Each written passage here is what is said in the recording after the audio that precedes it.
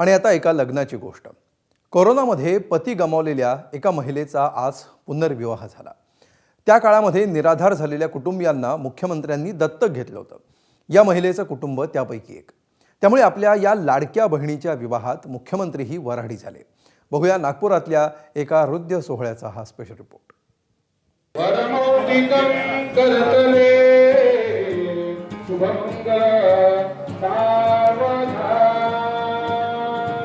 हे लग्न आहे देवेंद्र फडणवीसांनी दत्तक घेतलेल्या लेकीचं. होय, कोरोना काळात पती गमावलेल्या प्रीती आकडेच्या आयुष्यात नव्या पर्वाची सुरुवात झाली. 2 मुलांची जबाबदारी सांभाळणाऱ्या प्रीतीचा नागपुरात पुनर्विवाह पार पडला.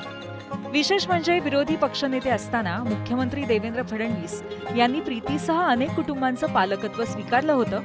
यातल्याच प्रीतीच्या लग्नासाठी स्वतः फडणवीस जातीनं हजर होते.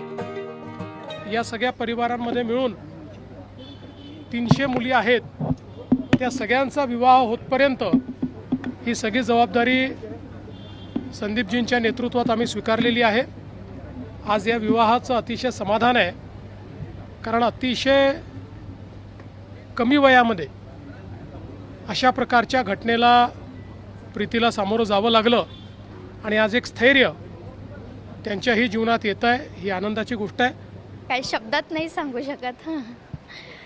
भरपूर म्हणजे खूप छान फील होत आहे आणि दादा माझ्या सपोर्टमध्ये आहे.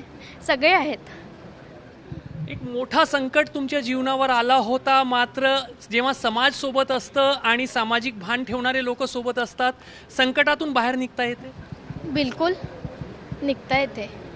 जर दादासारख्या लोकांची साथ असली किंवा म्हणजे ज्योत्स्नाताई आहेत, आमच्या पूर्ण अख्खी टीम आहेत, या सगळ्यांची साथ जर नसती ना, मी निघलीच नसती.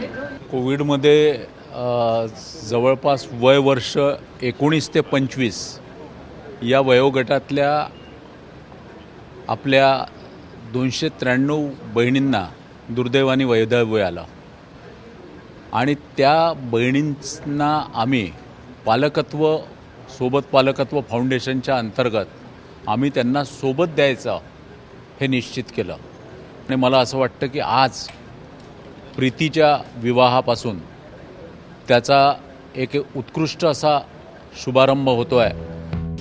राजकारणापलीकडे जाऊन घेतलेल्या पालकत्वाची जबाबदारी निभावत फडणवीसांनी दत्तक लेकीच्या नव्या आयुष्यासाठी आशीर्वाद दिला. या स्तुत्य उपक्रमामुळे देवाभाऊ मधल्या बाप माणसाचं दर्शन देखील महाराष्ट्राला घडलंय. रजत वशिष्ठ, ABP माझा, नागपूर.